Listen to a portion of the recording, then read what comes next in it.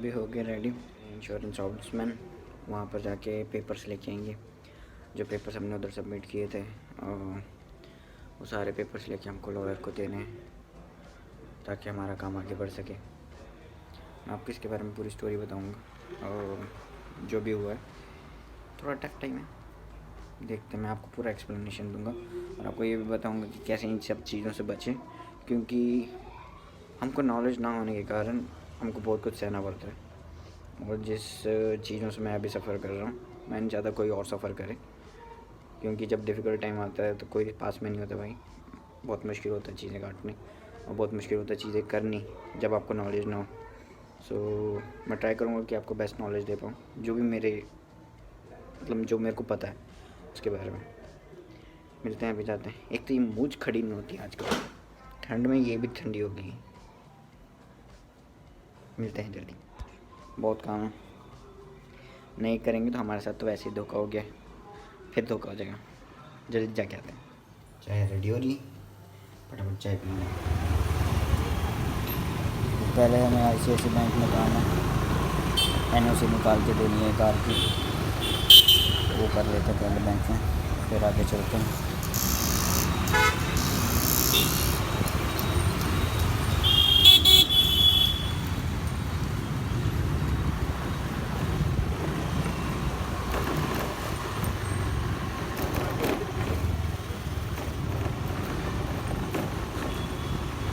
चलिए भैया, पहुंच गए हम तो डेस्टिनेशन।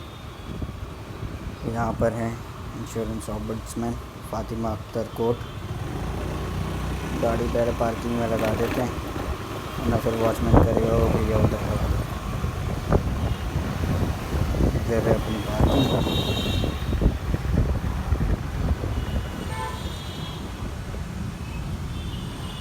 चलो 4th फ्लोर पे।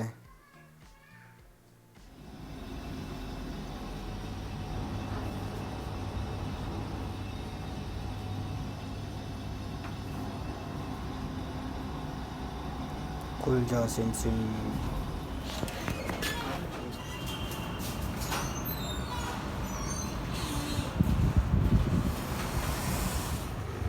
अभी हो गए हम वहाँ से रिटर्न, अभी जा रहे हैं घर वापस। जाने से पहले सोचा कि पहले गाड़ी की ऑयलिंग करा लूँ, बस स्टैंड टकरा है। अब ब्रेक नॉइस कर रही है, कंटिन्यूस बारिश है तो उसकी वजह से प्रॉब्लम हो रही है। ज़्यादा बड़ी ना हो जाए। चलते हैं भैया के पास, पहले ऑयलिंग करा लेते हैं। पहुँच गए। फ्रंट टायर में भी ऑयलिंग करनी है, स्टैंड पे भी करनी है, किक मार रहे हैं किक पे भी करनी है, अटक जाती है। भैया कर देना फटाफट, हो जाएगी तो बढ़िया हो जाएगा, थोड़ा स्मूथ हो जाएगा सब।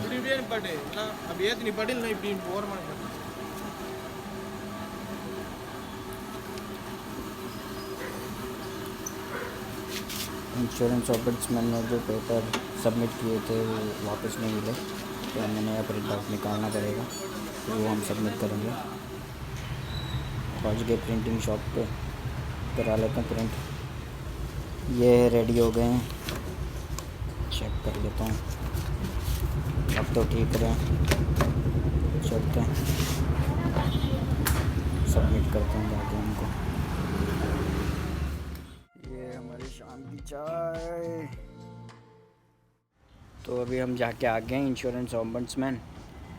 वहाँ पर जाके पूछा कि जो पेपर्स हमने सबमिट किए थे क्या वो हमको रिटर्न मिल सकते हैं, तो उन्होंने बोला नहीं, जो आपने एप्लीकेशन डाली है उसके बाद आपको वो डॉक्यूमेंट्स नहीं मिलते, क्योंकि सिंस आपने यहाँ पर फ़ाइल किया था केस और आपका 30 लाख के ऊपर था, तो रिजेक्ट करना पड़ा।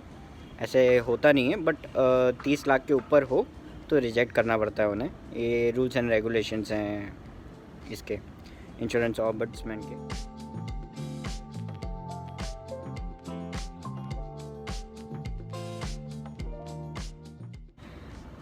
नेक्स्ट ये था कि ऐसा हुआ था कि लास्ट ईयर जब हमने घर लिया था तो पापा ने इंश्योरेंस लिया, लाइफ इंश्योरेंस मैक्स बुपा से, जो कि नियर अबाउट 3 लाख रुपीज़ पड़ा हुआ था 5 ईयर्स का, और 50 लाख का उसमें कैप था कि जो हमको रिटर्न मिलेगा इन केस कुछ होता है पापा को या सीरियस हो जाते हैं, क्रिटिकल इलनेस हो जाती है जिसमें वो कुछ काम नहीं कर पाते हैं and he is unable to do work and walk. अब ये केस फाइल करने के पीछे क्या रीज़न था? लास्ट ईयर हम लोगों ने घर लिया था चेन्नई में, जो नियर अबाउट 65 लैक्स का था और उस पे लोन था 50 लैक्स का, जो पापा ने इंश्योर्ड कराया था 50 लैक्स का इंश्योरेंस लेके, लाइफ इंश्योरेंस लेके। लेटर ऑन अगर कुछ होता है या कोई भी ऐसी बात होती है ताकि वो इंश्योरेंस क्लेम हो सके, वो एज अ सेफ्टी आजकल सब लोग कराते हैं, हमने भी कराया। बट ये हुआ ये जनवरी 2022 में पापा को हार्ट अटैक आया एंड ही इज़ नो मोर। तो हमने उसके लिए फ़ाइल किया कि हमको क्लेम मिले, बट वहाँ से ऐसा आया 2 महीने बाद कि क्लेम रिजेक्ट हो चुका है रिगार्डिंग सम क्लॉजेस एंड बोला कि क्रिटिकल इलनेस में नहीं आता है तो आपको नहीं मिलेगा, जो कि उनकी साइड से वो लोग सही हैं, बट हमारे साइड से हमको ऐसा लगता है कि नहीं मिलना चाहिए था, क्योंकि हार्ट अटैक मेंशन था उसमें क्रिटिकल इलनेस में, बट वो लोग बोलते हैं कि हार्ट अटैक नहीं आएगा क्योंकि डायबिटीज़ एंड और 2-3 कंडीशंस थी जो मैं आपको बाद में शेयर करूँगा 1 बाय 1। उसकी वजह से वो लोग रिजेक्ट कर चुके हैं।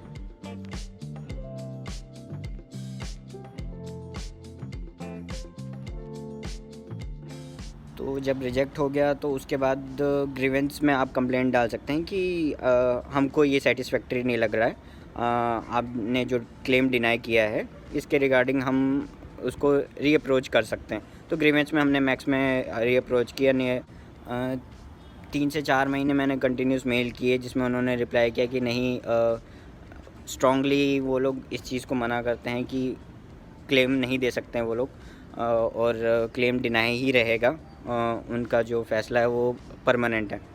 तो उसके रिगार्डिंग मैंने इंश्योरेंस ऑम्बुड्समैन में कंप्लेंट की। इंश्योरेंस ऑम्बुड्समैन ऐसा है कि यहाँ पर आपको कोई केस के लिए पैसे नहीं देना पड़ते, ये फ्री ऑफ कॉस्ट है, ये गवर्नमेंट की तरफ से एक सुविधा है आपके लिए, ताकि अगर आपको इंश्योरेंस के रिगार्डिंग या कोई भी प्रॉब्लम होती है, आप कोई भी इंश्योरेंस लेते हैं वो आपके साथ फ्रॉड करने की कोशिश करते हैं या डिनाई करने की कोशिश करते हैं और आपके पास लीगल प्रॉपर फैक्ट्स हैं, तो आप उसको अगेंस्ट कंप्लेंट कर सकते हैं। इंश्योरेंस ऑम्बुड्समैन का ऐसा है कि वो 3 महीने लेते हैं इसके लिए कि वो रीवेरिफिकेशन कराएंगे, बोथ पार्टीज़ को बुलाएंगे, उसके ऊपर हेयरिंग होगी और देखा जाएगा कि कौन सही है कौन गलत है। उसके बाद वो लोग उसको जज करेंगे एंड अगर कस्टमर सही है तो कस्टमर को रिफ़ंड दिया जाएगा और अगर इंश्योरेंस सही है तो केस क्लोज़ किया जाएगा। ये ऐसा रहता है इंश्योरेंस ऑम्बुड्समैन का। बट इनका ये है कि इनका 30 लाख का कैप है, 30 लाख तक आपका कोई भी अमाउंट है वो आपको फ्री ऑफ कॉस्ट आपको फ़ाइट करके देंगे और उसको आपको जस्टिस देंगे कि आपको वो चीज़ मिले जिसके लिए आपने स्पेंड किया है, जिस चीज़ पे आपने भरोसा किया है। ये बहुत अच्छी चीज़ है मेरे ख्याल से।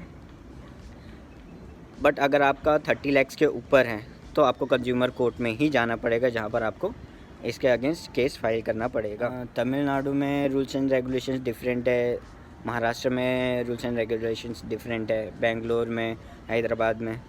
तो हर जगह के रूल्स एंड रेगुलेशन डिफरेंट होने की वजह से अलग अलग प्रोसीजर आपको करना पड़ेंगे।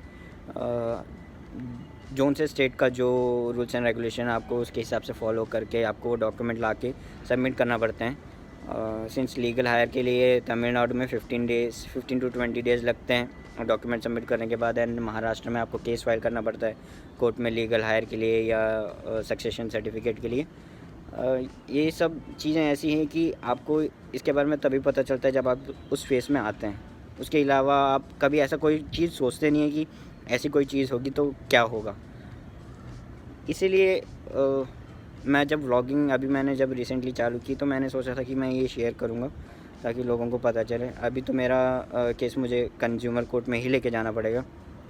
मैं कंसल्ट कर रहा हूँ लॉयर्स, जहाँ मुझे लगेगा क्रॉस वेरीफाई करके कि नहीं ये अच्छे हैं और ये हमें सही गाइड कर रहे हैं तो मैं जाऊँगा। ऐसा नहीं है कि मैं किसी एक के पास गया सजेस्टेड या किसी ने सजेस्ट किया उसके पास गया एंड उसने जो बोला मैं वो करता रहा, नहीं ऐसा नहीं है।